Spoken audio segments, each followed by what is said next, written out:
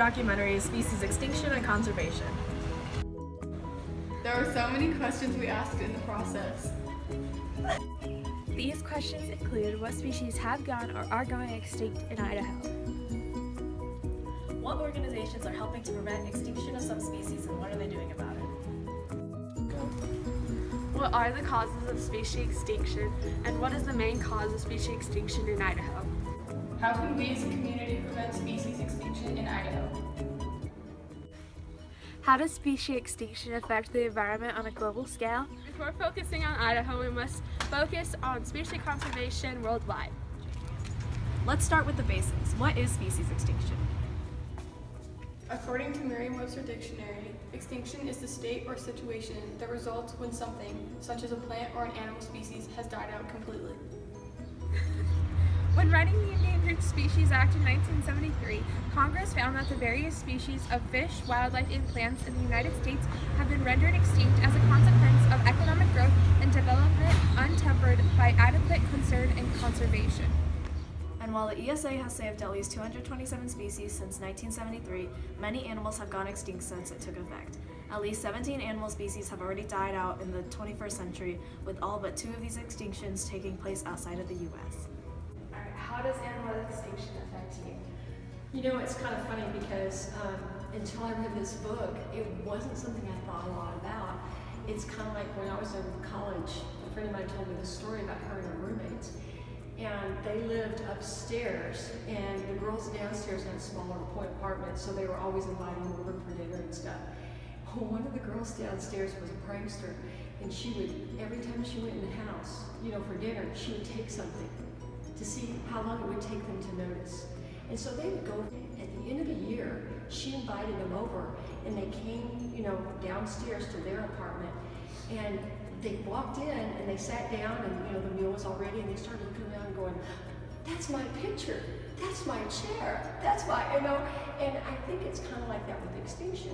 You don't really notice, you know, I mean, there's so many things we, you know, so many animals, so many plants, so many things we don't notice until someone calls our attention to it.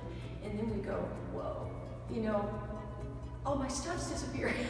And so I think that's what this book did for me, because I don't think I thought much about it until then.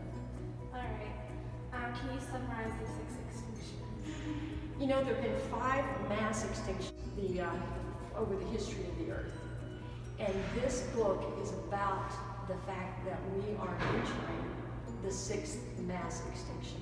It's kind of like the wake-up call. It's the walking downstairs and sitting in their apartment and all of a sudden realizing that all these things have disappeared from yours.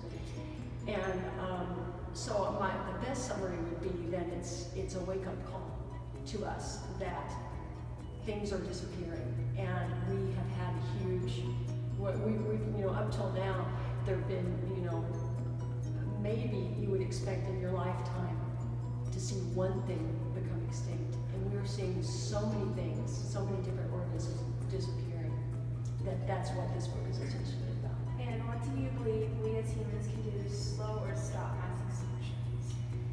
You know, it was kind of funny when I was a little bit older than you. I was like 19. I went to on a literary scholarship to Australia, and we landed in the Fiji Islands to refuel. And when we landed there, and we were going to get off, you know, the plane for a little while they did some stuff to it, I guess, they sprayed us down, and I had no idea what they were spraying us with. I found out later it was an herbicide, and they were very afraid that we were going to bring into the Fiji Islands spores, seeds, little, you know, things that would compete, invasive species that would compete with the things that had developed there. But nobody even told me what it was. I had no idea what they were doing. So I'm thinking one of the major things we could do is education. I mean, because I had no idea, even back then, that was 35 years ago, they were trying to take measures to stop. So I think, for me, education is huge. Now that we've looked at species extinction from around the world, let's take a look on a more personal level. Let's look around Idaho at the birds of prey. In Idaho, we have many threatened and endangered species. These species include the grizzly bear, the woodland caribou, the gray wolf, the North American lynx, and the American peregrine falcon.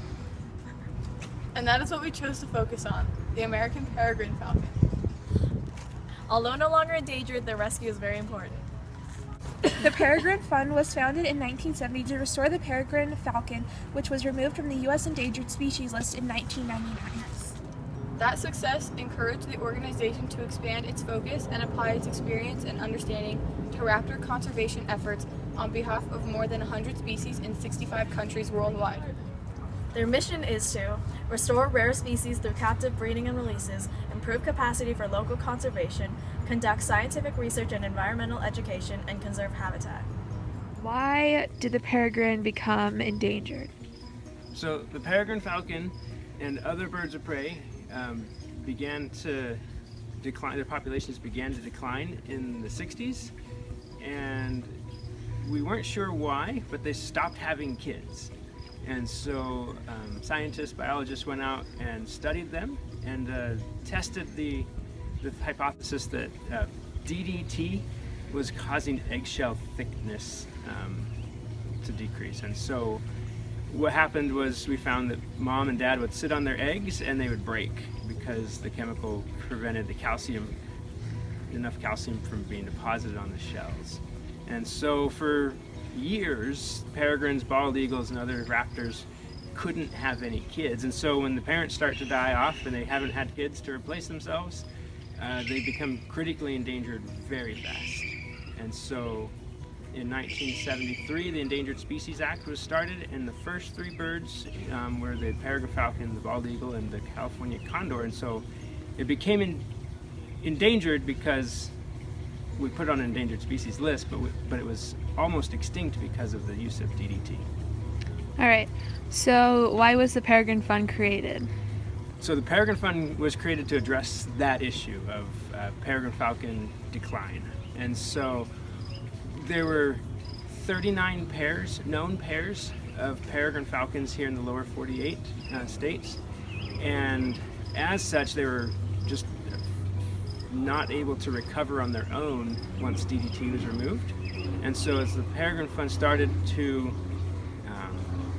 supplement the wild population with captive bred birds. And so the experiment we had was to see if we could raise them in captivity and release them in the wild so that they would be wild birds. And so we began by breeding peregrines and releasing them into the wild. That's why we started. All right, what was the biggest success of the Peregrine Fund or the Birds of Prey? So the Peregrine Fund, lots of successful projects, but probably our proudest moment was in 1999 when the peregrine falcon was taken off the endangered species list.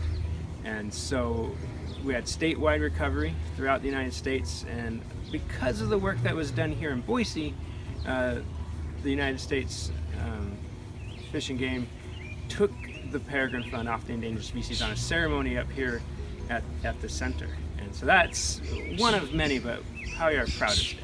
All right, and how do you believe, or what do you believe we can do to stop extinction of species? Sure, so you're standing at the World Center for Birds of Prey, which is our education center at the Peregrine Fund.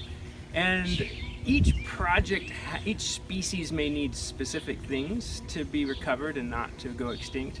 But the underlying theme of all of these projects is education. And so if the general public are aware of the problems, or of rather the solutions, or become part of the solutions, then I wouldn't suspect anything should go extinct if everybody understands what's happening.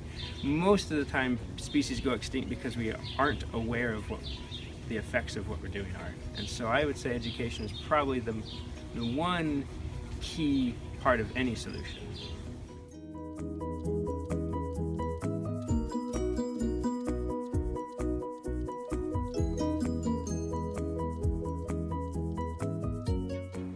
Species extinction is a real problem. If we do not fix what we as humans are doing, we will lose a significant part of our world.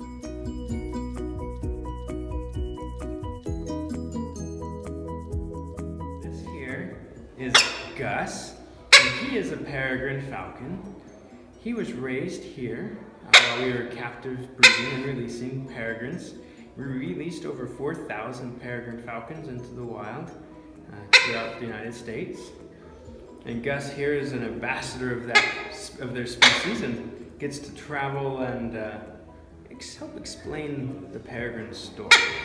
Peregrine falcons. They put them out into the wild back when peregrines were down to 39 pairs in the United States. Known pairs. There could have been some really sneaky ones, but... Are you filming? Mm-hmm. I'll do it really quickly before she finishes peeing. Are you ready? Wait, are you? How can we... Music. I'm kidding, yeah. Oh, I gotta compose myself. Okay. When we're... the species inspection. We chose to focus on the American peregrine falcon.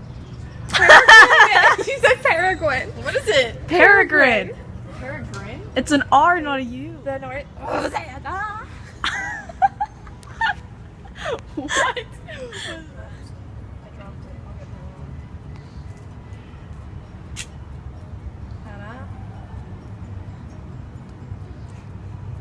That does not taste very good.